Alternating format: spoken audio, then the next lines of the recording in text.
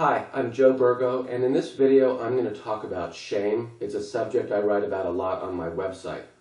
So, when people hear the word shame, they usually think of something like shaming messages from their parents, or maybe being humiliated or made to feel bad by another important adult in your life, like a teacher or a priest. That's an important kind of shame, but in my practice I've come to understand that there's a different, more fundamental kind of shame. I call it basic shame, and I think of it as a painful awareness at the deepest level of our being that our development through childhood went seriously wrong, and that as a result, we've been permanently damaged at our core. The way I see it, basic shame takes root in the earliest months of life, before language or verbal thought have started, before we can really think about our experience and what it means. It grows in the soil of failed attachment, of physical and emotional trauma, of parenting with minimal love or empathy. Then as we continue through childhood, basic shame spreads and distorts everything. It defines our characters and our defensive strategies for coping with pain, our relationships. Because we feel at the deepest level of our being that we're defective, basic shame is an existential pain that colors everything about us and the way we feel in the world. When people come to me for psychotherapy, they rarely talk about this kind of shame. They don't realize that they feel it. It's unconscious. Instead, it tends to show up in a couple of different ways. First, in the dreams they bring to session, and then in the typical defenses they use to ward off the painful awareness of their shame. Sometimes their dreams might have an architectural reference.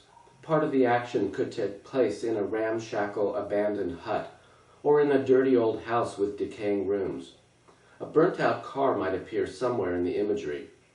Often the dreams include people who are smelly, ugly, or repulsive, not necessarily the dreamer, but some other character. It could be a homeless person or a cripple, for instance.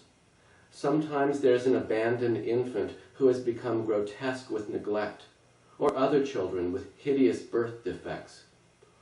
All these dream images convey the sense of a self that is broken, damaged, and beyond repair. In my experience, when people feel broken in this way, they typically take flight into a false self, an idealized false self that's the polar opposite of the damaged, shame-ridden self, and is meant to disguise or disprove it. When the defense succeeds, that is, when we're able to deceive ourselves and believe in that ideal self, then we're in the realm of narcissism or mania. I find it very hard to help narcissistic patients face their shame. Usually when they come for therapy, what they really want instead is help in becoming that ideal self, rather than in facing their damage and all the shame they feel about it. Last year, when I was beginning to write about this subject on my website, I saw a film that perfectly captures this flight from a damaged, crippled self into another persona altogether, a superior being that disproves all that damage. This film doesn't offer a straightforward psychological profile like Limitless, which I used in my video about bipolar disorder, or The Social Network, which I used in my video about narcissistic personality disorder. Instead, Avatar, the science fantasy epic by James Cameron, gives us something more like a myth, the way that the story of Narcissus, the Greek youth who fell in love with his own reflection, gave Sigmund Freud a myth around which to build his discussion of narcissism. At the opening of Avatar, the hero, Jake Sully, has suffered a severe spinal cord injury that leaves him a paraplegic. He can't perform as a combat marine like he used to do, and the military won't pay for an operation to restore the use of his legs. So Jake feels worthless and adrift in his life, a cripple confined to a wheelchair. He volunteers for a specialized military mission to the planet Pandora, where he hopes to earn enough money for the needed operation.